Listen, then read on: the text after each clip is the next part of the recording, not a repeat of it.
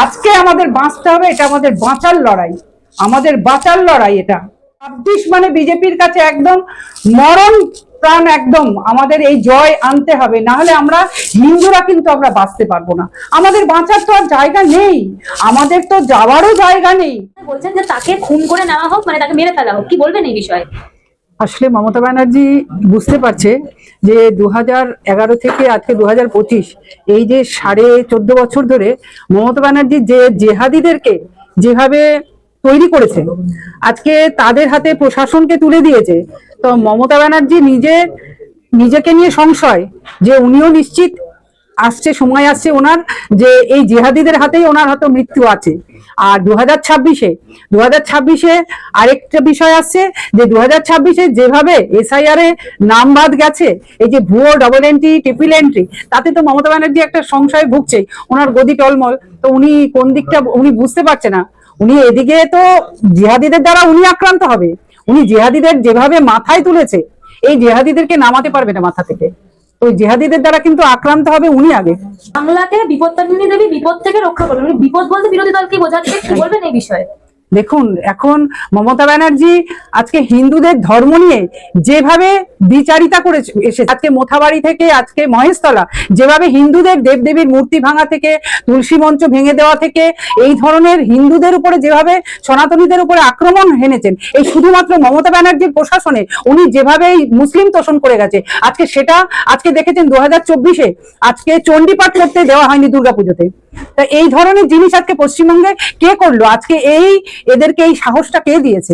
এখন হিন্দুদের উনি এক করার জন্য একটা প্রচেষ্টা চালাচ্ছে, কারণ উনি হিন্দুদের ধর্ম নিয়ে যেভাবে ছিনিমিনি খেলেছে, আজকে উনি এখন হিন্দু সকলকে বোঝানোর চেষ্টা করছে বা হিন্দুদের একসঙ্গে করার চেষ্টা করছে। উনি কিছুদিন আগে কলকাতায় সংহতি দিবস করেছে, একদিকে উনি হুমায়ুন কবিরকে বাবরি মসজিদের শিলান্যাসের জন্য উনি সেখানে উস্কানি দিয়ে দিয়েছে, আর এখানে কলকাতায় বসে উনি হিন্দুদের সংহতি দিবস পালন করার চেষ্টা করছে। কারণ উনি এখন কি করবেন, ওনার মাথাটাই খারাপ হয়ে গিয়েছে।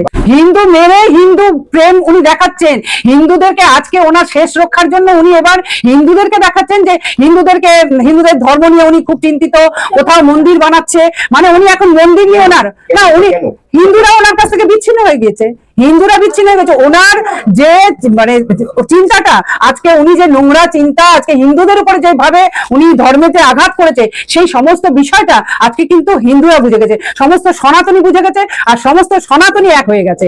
আজকে তো উনি আর এটা আর মানে চোখে আর পট্টি পরিয়ে উনি আর রাখলে হবে না, একদম না। হিন্দু ভোট ওনার কাছ থেকে সব সরে গেছে, একটা হিন্দু ভোটও উনি আর পাবেন না। আজকে মুসলিমরাও বুঝে গিয়েছে আজকে মুসলিমদেরকে কিভাবে ব্যবহার করা হয়েছে। তো সেই জন্যই আজকে 2026-এ মুসলিম ভোটও কিন্তু তার কাছ থেকে যারা শিক্ষিত, সেই ভোটটাও কিন্তু মমতা ব্যানার্জির পক্ষ থেকে কেটে যাবে। তো সব দিক থেকেই মমতা ব্যানার্জি কিন্তু পুরো বিপদের মুখেই রয়েছেন।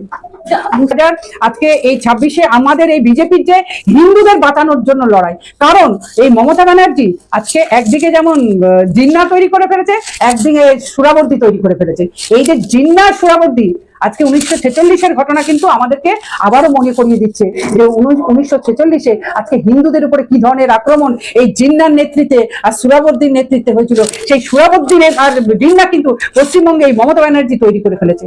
আজকে আমাদের বাঁচতে হবে, এটা আমাদের বাঁচার লড়াই, আমাদের বাঁচার লড়াই। এটা 30% মুসলিম 30% হওয়ার সাথে সাথে দেখা গেল নতুন করে মুসলিম দল তৈরি করা হচ্ছে, তাহলে কোনোভাবে পশ্চিমবঙ্গটা বাংলাদেশি মডেলে মানে দিকে এগোচ্ছে, কি বলবেন এই বিষয়ে? একদম, এটা তো পশ্চিমবঙ্গটাকে পশ্চিম বাংলাদেশ বানানোর চেষ্টা করেছে, এত দূর পৌঁছেছে আজকে। সেই জন্য আজকে বিজেপি কিন্তু তার জন্য কিন্তু 26 মানে বিজেপির কাছে একদম মরণ প্রাণ, একদম আমাদের এই জয় আনতে হবে, না হলে আমরা হিন্দুরা কিন্তু আমরা বাঁচতে পারবো না। আমাদের বাঁচার তো আর জায়গা নেই, আমাদের তো যাওয়ারও জায়গা নেই।